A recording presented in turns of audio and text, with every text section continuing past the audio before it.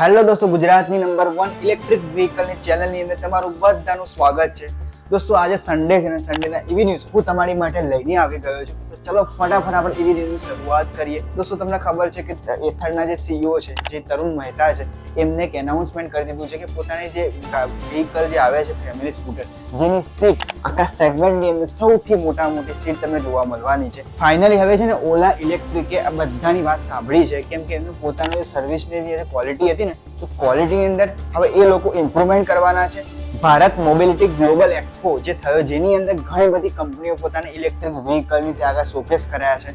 ઘણી બધી કંપની પોતાની ટેકનોલોજી વિશે એક્સપ્લેન કર્યું છે અને આવનારા ટાઈમની અંદર ઘણી બધી કંપનીના પોતાના ઇલેક્ટ્રિક વ્હીકલ ઇન્ડિયાની માર્કેટની અંદર આવવાના છે. તો શું તમને ખબર હશે કે હોન્ડા છે ને સૌથી છેલ્લામાં છેલ્લી પોતાનું અપડેટ આપે છે.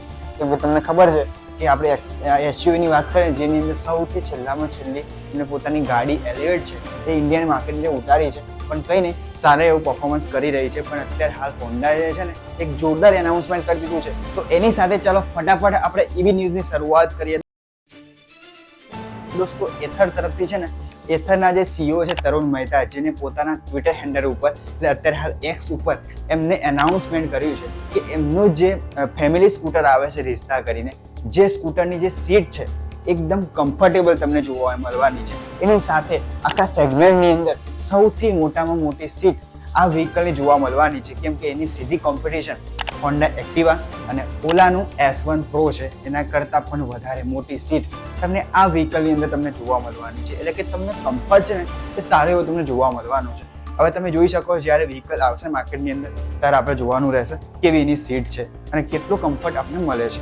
નેક્સ્ટ એવી ન્યૂઝની આપણે વાત કરીએ જે છે ઓલા ઇલેક્ટ્રિક. દોસ્તો, ઓલા ઇલેક્ટ્રિક વિશે માર્કેટની અંદર એટલા બધા ક્વેશ્ચન હતા, એટલી બધી કમ્પ્લેન હતી કસ્ટમરની, એવી પોતાની આપણી બધી વાત છે ને, હવે ઓલા ઇલેક્ટ્રિકે આપણી વાત સાંભળી લીધી છે. કેમ કે ઓલા ઇલેક્ટ્રિકે એનાઉન્સમેન્ટ કર્યું છે કે પોતાને સર્વિસ સ્ટેશનની અંદર એ લોકો એક્સપ્લેનેશન કરવાના છે, કે વધારો કરવાના છે. અત્યારે આપણે જાણીએ કે અત્યારે હાલ જે ઓલા ઇલેક્ટ્રિકના એક્રોસ ધ ઇન્ડિયાની અંદર તમને 400 સર્વિસ સેન્ટર તમને જોવા મળે છે અને 1000 એવી હાઇપર ચાર્જર અત્યારે અવેલેબલ છે, જેની અંદર આ લોકો એપ્રિલ સુધીમાં 10,000 હાઇપર ચાર્જરને ઇન્ક્રીમેન્ટ કરવાના છે, કે ઇન્ક્રીઝ કરવાના છે, કે ઇન્ડિયાની અંદર 10,000 એવી ચાર્જર તમને વધારાના જોવા મળશે. એની સાથે અત્યારે ઇન્ડિયાની અંદર ઓલા ઇલેક્ટ્રિકના 400 સર્વિસ સેન્ટર તમને જોવા મળે છે, જેની અંદર આ લોકો 50% વધારો કરશે. એટલે કે સીધા 200 જે સર્વિસ સ્ટેશન છે એ ઇન્ડિયાની અંદર વધારો થશે, જેની સાથે એપ્રિલ મહિનાની અંદર તમને ટોટલ 600 સર્વિસ સેન્ટર ઇન્ડિયાની અંદર જોવા મળશે. એની સાથે તમને હાઇપર ચાર્જરની અંદર પણ વધારો જોવા મળવાનો છે.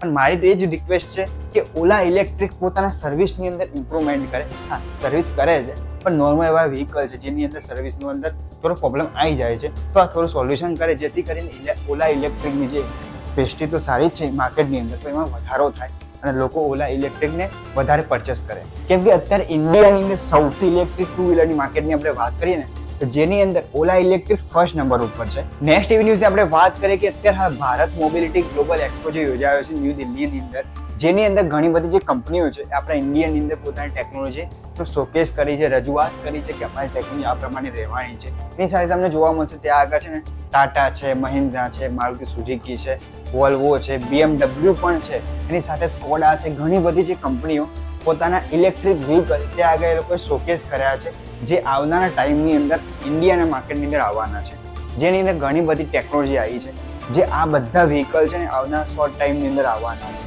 અને તમને ખબર હશે કે મહિન્દ્રા છે, ટાટા છે, આ લોકોએ તો પોતાની જે ઇલેક્ટ્રિક વ્હીકલ છે ને એને લાઈન લગાવી દીધી છે. તો આ બધા જ ઇલેક્ટ્રિક વ્હીકલ આવનારા ટાઈમની અંદર ઇન્ડિયાની માર્કેટની અંદર આવશે. આની સાથે સાથે જે આઈસી એન્જિનના વ્હીકલ છે, 2 વ્હીલર છે, 4 વ્હીલર છે, બરાબર છે, એની સાથે હાઇડ્રોજન બસીસ છે અને ઘણા બધી ટેકનોલોજી આ જગ્યા ઉપર એક્સપ્લેન કરી છે. તો આવનારા ટાઈમની અંદર છે ઇન્ડિયાની માર્કેટની અંદર ઘણી બધી કંપનીઓ પોતાના પ્રોડક્ટ લઈને આવવાની છે. તો આપણે જોવાની રહેશે ને આપણે એક્સપિરિયન્સ કરવાની રહેશે. અને આ એક્સપિરિયન્સ હું તમારી આ ચેનલ ઉપર તમારી સાથે શેર કરવાનો છું. તો તમારે છે ને કશું કરવાનું નથી, તમારે આ ચેનલ પર સબસ્ક્રાઇબ કરી દેવાની હશે અને તમારા ફેમિલીમાં, તમારા ફ્રેન્ડ સર્કલની અંદર આ વિડીયો તમારે શેર કરવાનો હશે, જેથી કરીને એ લોકોને પણ આવા જોરદાર ઇલેક્ટ્રિક વ્હીકલના વિડીયો જોવા મળશે અને એ લોકો પણ આવી નવી નવી ટેકનોલોજીથી એ લોકો પણ અવેર થઈ જશે અને એ લોકોને માહિતી મળતી રહેશે. નેક્સ્ટ એવી ન્યૂઝની આપણે વાત કરીએ જે છે હોન્ડા. દોસ્તો, તમને ખબર હશે કે હોન્ડા જે છે ને, જે અત્યારે ઓટોમોબાઈલનું જે કોમ્પિટિશન છે, જેના સાથે એ કદમ તો મિલાવે છે, પણ બહુ પાછળથી કદમ મિલાવે છે.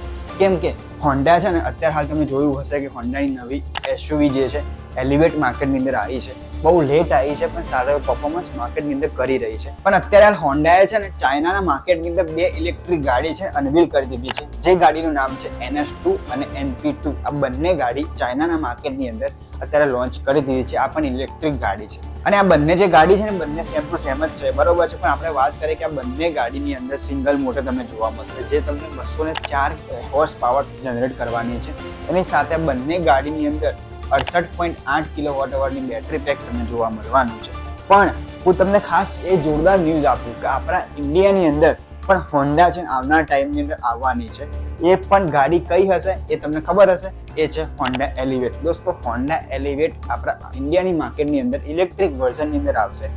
એ પણ શોર્ટ ટાઈમની અંદર અને આ સાથે ઘણી બધી ઇલેક્ટ્રિક ગાડી આવનાર ટાઈમની અંદર ઇન્ડિયાની આવવાની છે.